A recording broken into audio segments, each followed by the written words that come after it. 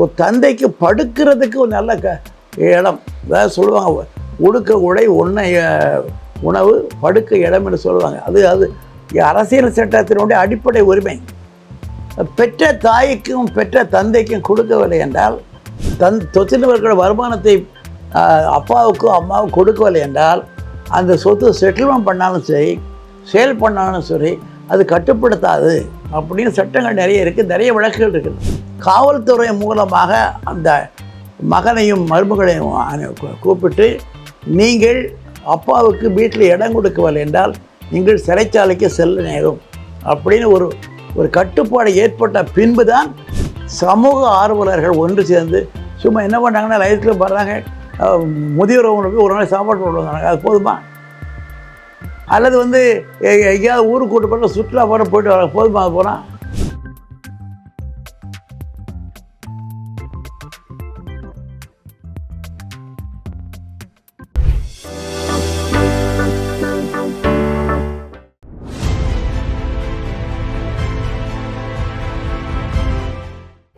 பூங்காற்று நேயர்களுக்கு எனது அன்பான வாழ்த்துக்கள், வணக்கம்.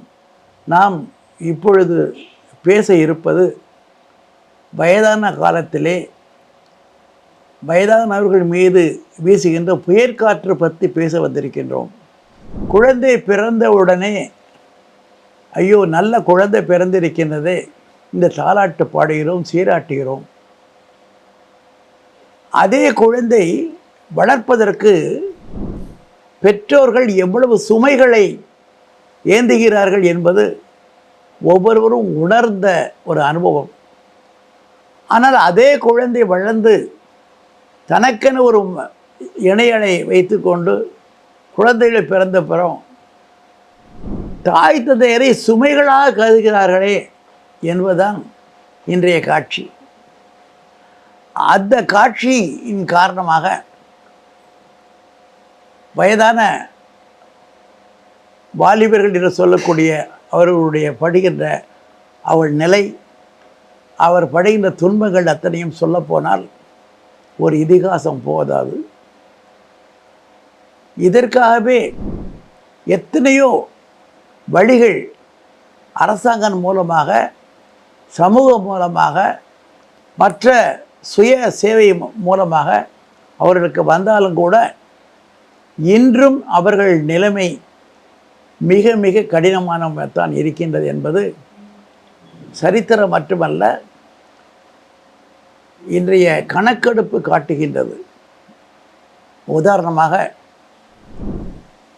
இவர்களை எவ்வாறு வாழ வைக்க வேண்டும் என்பதற்காக பல்வேறு உதவிகளை அரசு செய்ய வந்தாலும் கூட அதனை நம்மால் நடைப்படுத்த முடியவில்லை.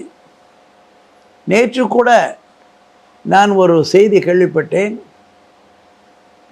அரசு ஆஸ்பத்திரியில் ஒரு பெரியவர் நுழைகிறார். அவர் நடக்கக்கூட கஷ்டமானவர். அங்கு போன உடனே அங்கே என்ட்ரி என்று சொல்லி க்யூவில் நிற்க சொல்கிறாங்க. அவரால் நிற்க முடியதில்லை. அதுக்கப்புறம் அவர் என்ன எழுதி கொடுத்துட்டு, நீ 3வது மாடிக்கு போ, 4வது மாடிக்கு போ, 5வது மாடிக்கு போ அப்படின்னு சொன்னால் அவர் எப்படி போக முடியும்? அதுக்குள்ளே போகிறதுக்குள்ளே இருக்கிற வியாதி அதிகமாகி அந்த ஆஸ்பத்திரியிலேயே மரணம் அடையக்கூடிய அளவுக்கு அவருடைய நிலைமை இருக்கின்றது என்றால் இந்த அரசு என்ன செய்ய வேண்டும்?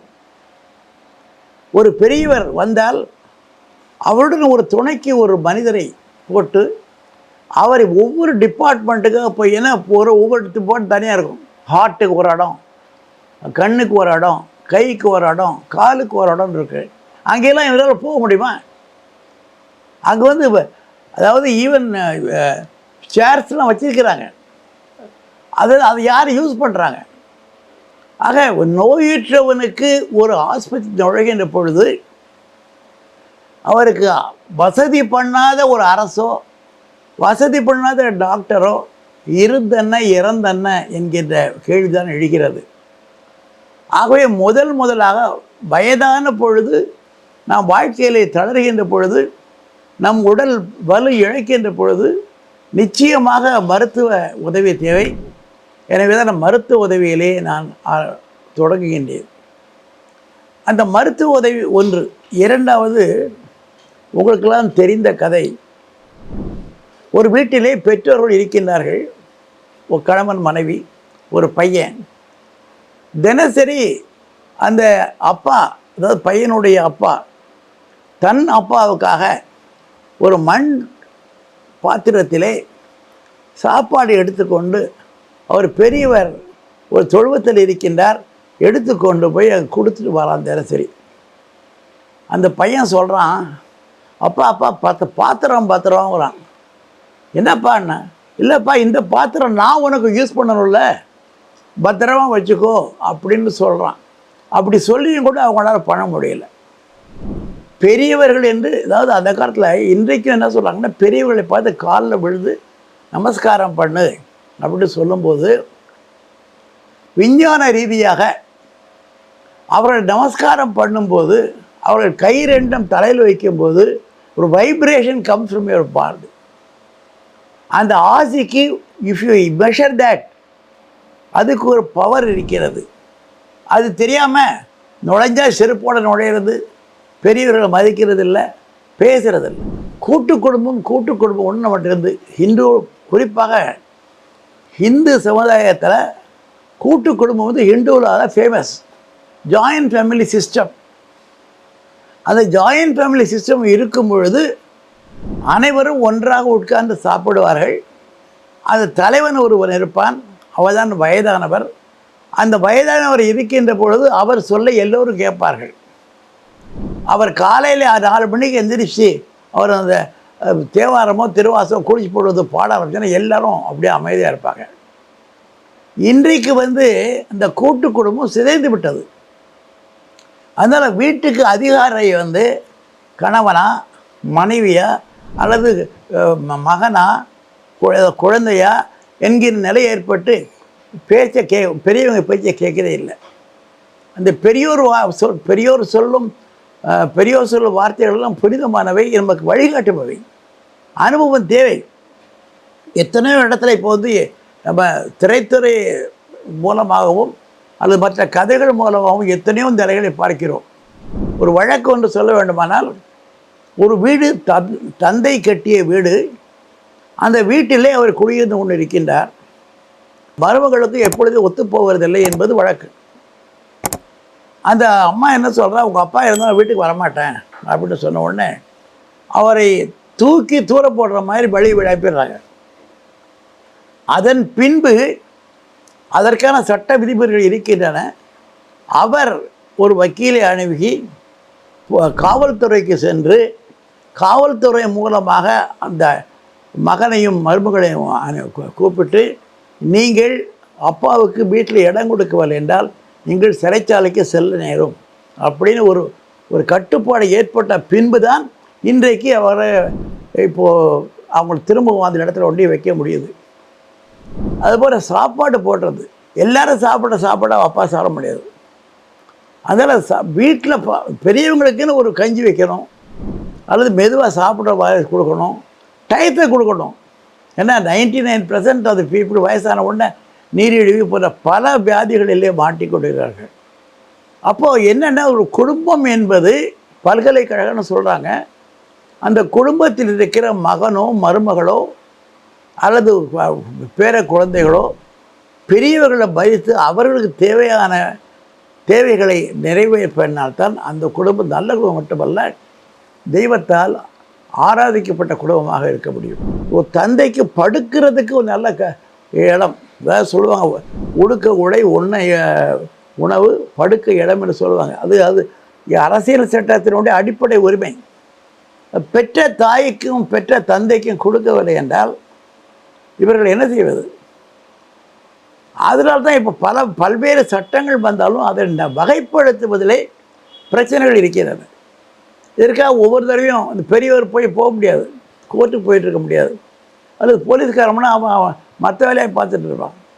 அதனால் அந்த வகைப்படுத்தி அந்த பெரியவர்கள் மனது கோணாமல் அவர்களை அதாவது நல்லபடியாக காத்து கொண்டால்தான், வள்ளுவர் சொன்னது போல் விருத்த சொல்லுவார், செல்விருந்து ஓம்பி வரவிருந்து காத்திருப்பான் நல்விருந்து வானத்தவருக்கு அப்படின்ட்டு. அது மாதிரி பெத்த அப்பா பெத்த அம்மாவை நீங்கள் நல்லா கவனிச்சா தான் உணர முடியும். வீட்டுக்கு வந்த மருமகள் அப்படி இப்போ எக்கச்சக்கமான கேசஸ் இருக்குது. அதெல்லாம் போனால் அது பெரிய ஒரு நாள் முடியாத கதை. அந்த வீட்டுக்கு வந்த மருமகள் மகாலட்சுமி வந்தான்னு சொல்லுவாங்க. எந்த வீட்டில் இருந்தாலும் அந்த காலத்தில் கொஞ்சமாக இருந்து, அதாவது ஒரு பெரியவங்களை சாப்பிட்டப்ப தான் சாப்பிட சொல்லணும், பெரியவங்களுக்கு ஹெல்ப் பண்ணணும் அப்படிங்கிற நிலை. இப்போ அவங்களுக்கு குளிக்கிறதுக்கு வெந்நீர் போடணும், மருந்து கரெக்டாக கொடுக்கணும், அப்படிங்கிறது மருமகளுடைய வேலை. அது மாதிரி அந்த வீட்டில் உள்ள தாய் இருந்தாலும் அந்த அவங்களுக்கு ஹெல்ப் பண்ண வேண்டியது அது மருமகளுடைய வேலை. அதான் அவங்க தான் வீட்டில் அது இருக்காங்க. அது செய்யும். மற்ற வேலை பார்த்துட்டு இருந்தால் என்ன பண்ண முடியும்? இப்போ இந்த காலத்தில் கேட்கவே வேணாம். மருமகளும் வேலைக்கு போகிறாங்க, மகனும் வேலைக்கு போகிறான். அப்போ அவங்களை கவனிக்கிறது யார்?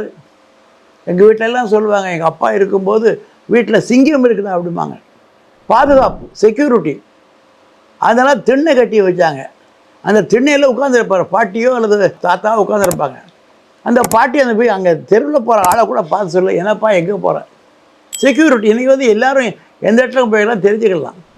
ஆனால் அவங்க கரெக்டாக செக் பண்ணி யார் எங்கே போகிறப்பான்னு கேட்குறாங்க.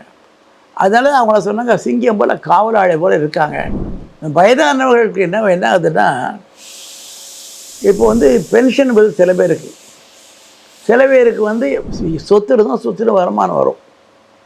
இதில் வந்து என்ன பண்ணுறாங்கன்னா, ஒன்றுக்கு மேலே பயங்கிறதாங்கன்னா, இவங்க கோர்ட்டுக்கு போய் பார்ட்டி சூட்டு போட்டு எனக்கு தரணும் போகணும்னு சொல்லும்போது யாராவது கொடுத்து அனுபவிச்சு கொடுக்குறதில்ல. இது கோர்ட்டுக்கு போய் சண்டை போட்டு வாங்க வேண்டியிருக்கு. அதனால் மெயின்டெனன்ஸ் கேசஸ் மாதிரி பெரியவங்களுக்கு போய் மெயின்டெனன்ஸ் கொடுக்கணும் அப்படின்னு ஏகப்பட்ட வழக்குகள் இருக்குது. அதாவது சொத்தை வந்து அனுபவித்து கொண்டு அந்த சொத்தை சொத்தில் இருக்கிற வருமானத்தை அப்பாவுக்கோ அம்மாவுக்கு கொடுக்கவில்லை என்றால் அந்த சொத்து செட்டில்மெண்ட் பண்ணாலும் சரி, சேல் பண்ணாலும் சரி, அது கட்டுப்படுத்தாது அப்படின்னு சட்டங்கள் நிறைய இருக்குது, நிறைய வழக்குகள் இருக்குது. அதுபோல் இவர்கள் வர்றவங்க என்ன பண்ணோம், இன்னொரு அட்வைஸ் டு சீனியர்ஸ் என்ன, வந்தவுடனே பணம் சப்பாது 100 ரூபா வருதுன்னா ஆசைப்பட்டு போய் இதாப்பா செலவு வச்சுக்கோ கொடுத்துட்றாங்க. நாங்கள்லாம் சொல்கிறது என்னென்னா, நீ பணத்தை கொடுக்க வச்சுக்கோ, நீ வச்சுக்கோ, உனக்கு அப்புறம் யாரும் எடுத்து போகிறாங்க. உங்களுக்கும் ஞாபகம் இருக்குன்னு நினைக்கிறேன், இந்த வியட்நாம் எடுக்கிற படத்தில் வந்து சிவாஜி கணேசனும் பத்மினியும் நடிப்பாங்க. சிவாஜி கணேசன் என்ன பண்ணுவார், வயசான உடனே ஒரு 10,000 ரூபாய் எடுத்து பத்மினி கையில் கொடுத்து, நான் வெளியூருக்கு போகிறேன், நீ பத்திரமா வச்சுக்கோ, நான் முந்திட்டேன்னா எனக்கு செலவு பண்ணு, நீ முந்திட்ட உனக்கு நான் செலவு பண்ணுறேன் அப்படிம்பார். எந்த கருத்து பாருங்கள், யாரும் கவனிக்க மாட்டாங்க. உனக்கு கையில் பணம் வேணும், அந்த பணம் அட்லீஸ்ட் ஒரு ஈமக்கிரியர்களுக்கு படம் வேணும். ஒரு படத்தில் பார்த்தீங்கன்னா ஈமக்கிரியர்களுக்கு படம் இல்லாமல் ஒருத்தன் இதே வேலையாக பார்க்குறான், எல்லா ஊர்லேயும் போய் எல்லா இடத்துல போய் பணம் வாங்கி பண்ணி கொடுக்குறான். ஆக இந்த வயதானவர்கள் வந்து தன்னை பாதுகாத்து கொள்ள வேண்டும். அதற்கான உதவிகள் அதாவது அரசு கண்டிப்பாக செய்ய வேண்டும். இது மிக மிக முக்கியம். இப்போ எத்தனையோ ஸ்கீம் போடுறாங்க. நான் சொல்ல மாதிரி அந்த அத்தனை ஸ்கீம் ஒன்றிய பலன் அந்தந்த வயதானவர்களுக்கு போய் சேர வேண்டும். இப்போ சொல்கிறாங்க எங்கிட்ட மொபைல் யூனிட் அப்படின்னு சொல்கிறாங்க. எத்தனை மொபைல் யூனிட் எத்தனை வீட்டுக்கு போகுது சொல்லுங்கள். இந்த ஆம்புலன்ஸ் வர்றதுக்கே unless there is you pay money to the ambulance man, he would come and pick you up. இப்போ வந்து ஓல்டேஜ் ஹோம்ஸ் வந்துருக்கு அப்படிங்கிறதுக்கு எனக்கு தெரிஞ்ச ஒரு அம்மாவை கொண்டு இங்கே சேர்த்தோம். அவங்க இருக்க மாட்டேங்கிறாங்க. இவ்வளோக்கும் அவங்க பெரிய பாஷ் மாதிரி இருக்குது, 5 ஸ்டார் ஹோட்டல் மாதிரி இருக்குது, எல்லா சாப்பாடு இருக்குது. ஏன் கூட சொல்லாங்க, நர்ஸு வரா, அவள் வந்து சாப்பாட்டை கொடுக்குறேங்கிறா, கொடுக்கும்போது சாப்பிட போதுமா போதுமா போதுமான்னு திடிக்கிறா, நான் எப்படி சாப்பிட்றது? தண்ணி கேட்டால் கொடுக்க மாட்டாங்க. அதாவது சொல்லுவாங்க, மாதா ஓட்டு அதை சாதத்தை மாங்காய் ஓட்டும்பாங்க. கொடுக்குற சோத்துலேயே அன்பு இல்லைன்னா எப்படி வயதானவர்கள் வாழ முடியும்? இது போன்ற பல்வேறு நிலைகளில் வந்து ஒன்று உடல் ஆரோக்கியத்தை கட்டுப்படுத்த வேண்டும். ஃப்ரீ மெடிக்கல் சர்வீஸ் கூட இருக்குது. இரண்டாவது வந்து வீட்டில் அவங்களுக்கு தங்குவதற்கு சரியான இடம் கொடுக்கணும். அதற்கு சட்டத்தில் இடம் இருக்குது. நீ இல்லை கொடுக்கலைன்னா நீ வந்து வீட்டில் நீ வெளியே போகணும்னு சொல்கிறாங்க. மூன்றாவது வந்து அவர்களுக்கு தேவையான மருந்து கொடுப்பதற்கு ஒரு ஆளை நியமனம் பண்ணணும். நீ பிஸியாக இருக்கலாம், போக முடியாமல் இருக்கலாம். அதுக்காக வந்து நீ வந்து ஒரு ஆளை விட்டு போனால் அவளுக்கு மருந்தே மாறி சாப்பிட்டானா என்ன ஆகும் கதை? எத்தனை பேருக்கு முடியும்?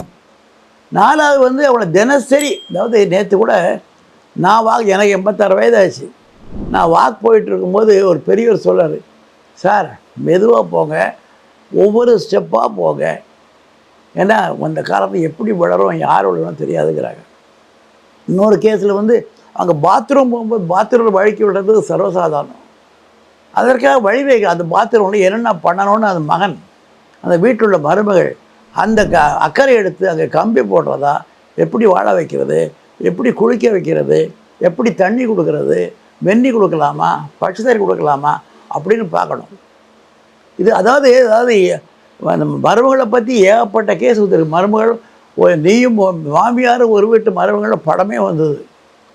ஆனால் எத்தனை மருமகள் மாமியாரை பார்த்துட்டு இருக்காங்கன்னு பார்த்தா மிகவும் அது காரணம் என்னென்னா அங்கே கணவன் வந்து நம்ம தாய்க்கு பெண் தாரமா, தாரத்துக்கு பெண் தாயா அப்படிங்கிற மாதிரி கதை மாறிட்டு இருக்க ஒழிய அதை வந்து நல்ல வகையில் கொண்டு வர முடியலை.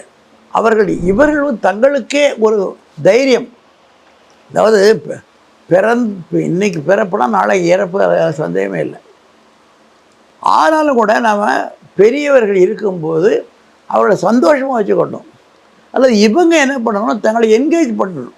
பெரியவங்க வந்து இப்போ எவ்வளவோ ஆன்மீகம் பிடிக்குன்னா ஆன்மீகம் பாட்டு கேட்டுட்டுருங்க, இல்லை சினிமா பிடிக்க சினிமா பாருங்கள், டிவி இருந்தால் டிவி பார்த்துட்ருங்க. இதுக்கு எல்லாத்துக்கும் வழி வைக்கணும். வழி வைக்கத்தான் அதான் சொல்கிறேன். That is why I am telling you.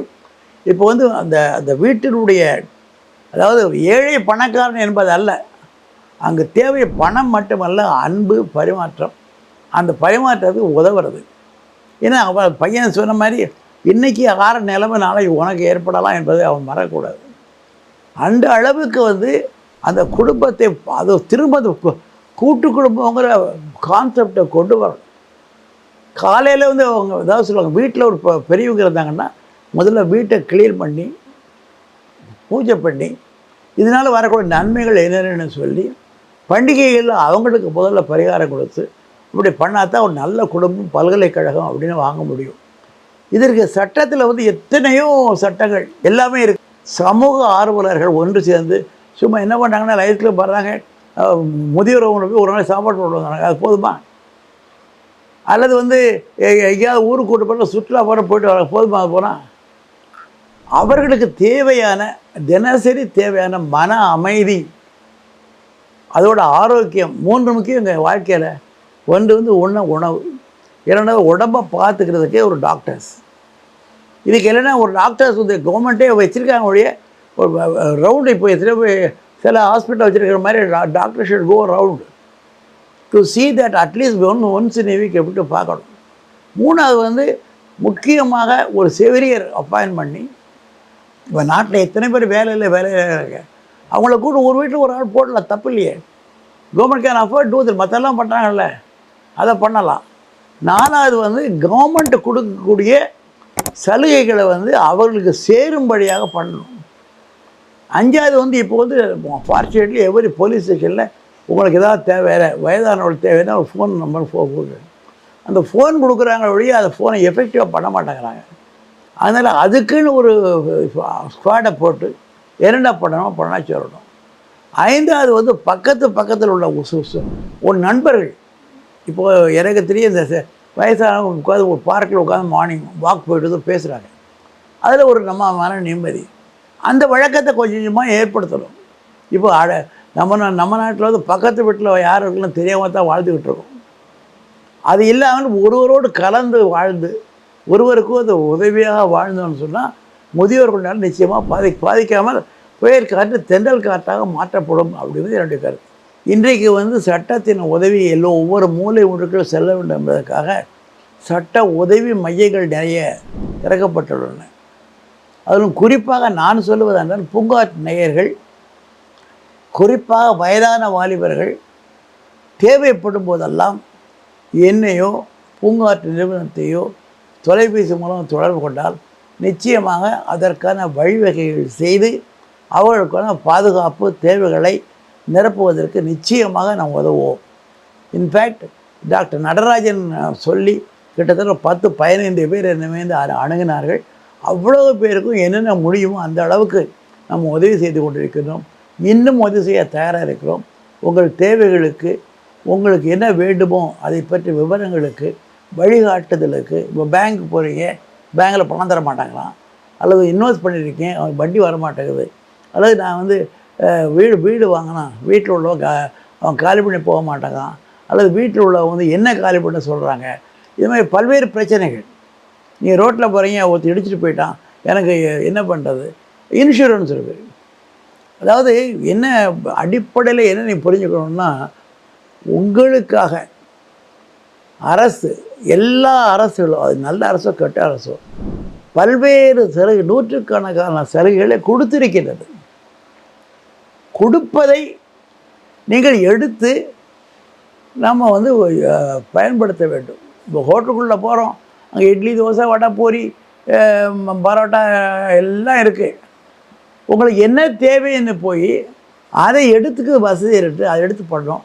அதுக்கு நாங்கள் எப்பொழுதுமே, நானும் டாக்டர் நடராஜனும் தயாராக இருக்கிறோம். புகாற்று எண்கள் போடப்பட்டிருக்கிறது.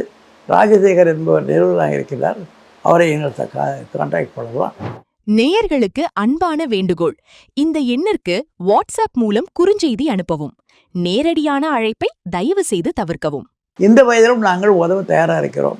எங்களுக்கு வீட்டு கதவுகளும் அலுவலக கதவுகளும் திறந்திருக்கின்றன. உங்கள் தேவைகளுக்கு எங்களுக்கு அணுகுங்கள், நாங்கள் வழிகாட்டுகிறோம். பூங்காற்று நாளைய நல்வாழ்விற்கான வழிகாட்டி. தொடர்ந்து இந்த மாதிரி வீடியோக்களை பார்க்க பூங்காற்று சேனல் சப்ஸ்கிரைப் பண்ணுங்கள்.